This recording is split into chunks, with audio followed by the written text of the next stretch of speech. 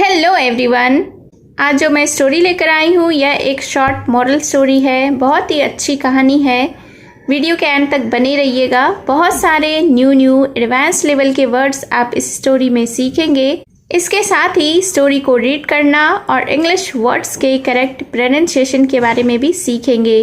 तो story start करने से पहले अगर आप इस चैनल पर न्यू हैं, मेरी वीडियो को पहली बार वॉच कर रहे हैं, तो मेरे चैनल को सब्सक्राइब कर लें और जो बेल का आइकन दिख रहा है उसे भी प्रेस कर दें। और अगर आप मुझे फेसबुक पर सुन रहे हैं तो फॉलो कर लें। तो चलिए स्टार्ट करते हैं आज का यह इंटरेस्टिंग मोरल स्टोरी। आज के स्टोरी का टाइटल है an inspiration to all. Inspiration का अर्थ होता है प्रेरणा, ऑल यानी कि सभी। तो शीर्षक का अर्थ हुआ सभी के लिए एक प्रेरणा। यह स्टोरी काल्पनिक कहानी नहीं है, यह एक रियल कहानी है जिससे कि आपको बहुत कुछ सीखने को मिलेगा। तो चलिए स्टार्ट करते हैं आज का यह story. In 1880, a little girl named Helen Keller was born, much to the delight of her parents. In 1880 यानी कि 1880 में a little girl, little यानी कि छोटी, girl यानी कि लड़की, named एक छोटी लड़की जिसका नाम था हेलेन केलर, was born यानी पैदा हुई थी या जन्म ली थी, much to the delight of her parents अपने माता पिता को खुशी देने के लिए। तो इस सेंटेंस को एक बार फिर से समझते हैं कि 1880 में एक छोटी लड़की जिसका नाम हेलेन केलर था का जन्म उसके माता पिता की खुशी में हुआ था, यानी कि उसके जन्म का उद्देश्य माता पिता को खुश करना था। Unfortunately, she fell ill with the dreaded scarlet fever. Unfortunately का अर्थ होता है दुर्भाग्यवश, fell यानी कि पड़ी, ill यानी बीमार, she fell ill यानी वह बीमार पड़ गई, with the dreaded scarlet fever. dreaded का अर्थ होता है भयानक, स्कारलेट यानी कि लाल, फीवर यानी बुखार। तो दुर्भाग्यवश भयानक लाल बुखार से बीमार पड़ गई। Her mother nursed and saved her life but the fever left her blind and deaf. Mother का अर्थ होता है माँ, नर्स्ड यानी कि पोषण की, सेव्ड यानी कि बचाई, लाइफ का अर्थ होता है जीवन। तो इस सेंटेंस का अर्थ हुआ her mother nursed and saved her life, यानी कि उसकी माँ ने उसका पालन पोषण किया और उसकी जान बचाई। But the fever left her blind and deaf. Blind यानी कि अंधा, डीफ यानी कि बहरा। तो लेकिन बुखार ने उसे अंधा और बहरा बना दिया। Helen was sad. हेलेन दुखी थी। However, when she turned 7, a young blind woman named Annie Sullivan transformed her life. However यानी तथापि, when she turned 7 तथापि जब वह 7 वर्ष की हुई, a young blind women, young यानी कि युवा, ब्लाइंड यानी कि अंधी, वोमेन यानी महिला। तो एक युवा अंधी महिला नेम्ड जिसका नाम था एनी सुलिवन, ट्रांसफॉर्म्ड हर लाइफ यानी उसके जीवन को बदल दिया। यानी कि हेलेन केलर की ज़िंदगी में, हेलेन केलर की लाइफ में, जीवन में एनी सुलिवन आई और उसके जीवन को बदल दिया। I will teach this lively and intelligent girl, Annie promised Helen's parents. Lively का अर्थ होता है जीवंत, इंटेलिजेंट यानी कि बुद्धिमान, प्रॉमिस्ड यानी वादा किया, पेरेंट्स यानी कि अभिभावक या माता पिता। तो इस सेंटेंस को देखते हैं। आई will teach this lively and intelligent girl, यानी कि मैं इस जीवंत और बुद्धिमान लड़की को पढ़ाऊंगी। Annie promised Helen's parents. Any ने हेलेंस के माता पिता से वादा किया. Like other deaf people, Helen could not hear her own voice and had to be taught to speak.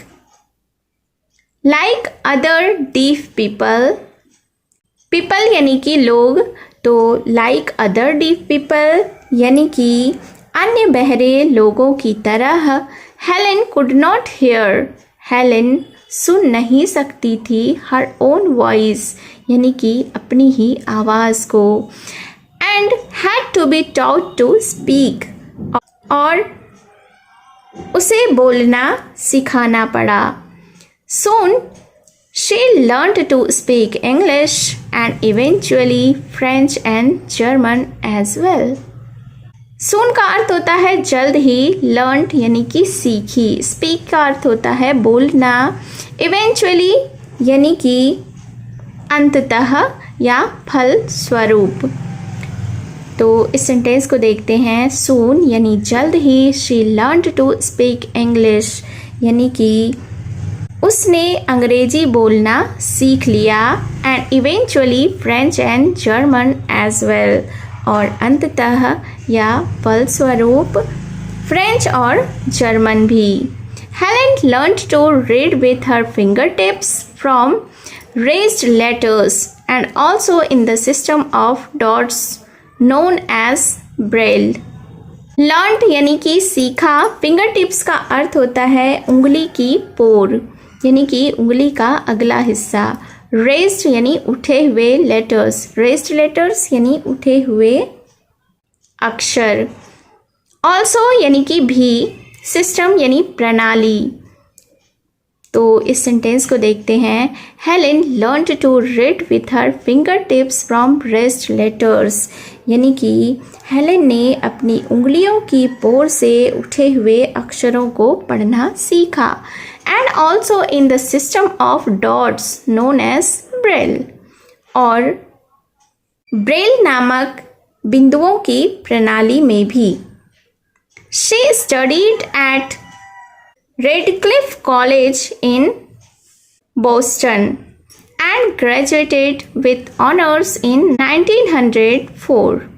She studied at Radcliffe College in Boston यानी कि उन्होंने बोस्टन के रेडक्लिफ कॉलेज में पढ़ाई की, and graduated with honors in 1904, और 1904 ईस्वी में ऑनर्स के साथ स्नातक की उपाधि प्राप्त की. Helen lectured in every continent and raised large sums of money for the blind and the deaf. Lectured का अर्थ होता है व्याख्यान दिया, एवरी यानी प्रत्येक, कॉन्टिनेंट यानी कि महाद्वीप, रेज्ड यानी कि इकट्ठा किया, लार्ज सम्स यानी बड़ी रकम या बड़ी राशि. मनी का अर्थ होता है पैसे. तो फिर क्या हुआ, इस सेंटेंस को देखते हैं. हेलेन लेक्चर्ड इन एवरी कॉन्टिनेंट यानी कि हेलेन ने हर महाद्वीप में व्याख्यान दिया, and raised large sums of money for the blind and the deaf, और अंधे और बहरे लोगों के लिए बड़ी रकम इकट्ठा की. She became an inspiration to all the physically challenged people of the world.